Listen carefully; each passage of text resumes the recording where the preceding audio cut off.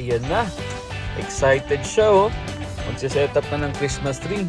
Day off ko ngayon. Samahan niyo ako mag-set up ng Christmas tree. Check out na natin to. Wala naman yatang bantay. Huwag natin bayaran to. Bilisan. At habang hindi nakatingin ng bantay. Yan. Kasado na kagad sa kotse. Sige nga, tingnan natin. Ayos na ayos. Okay, tara na. At umuwi. O siya. Tingnan mo oh.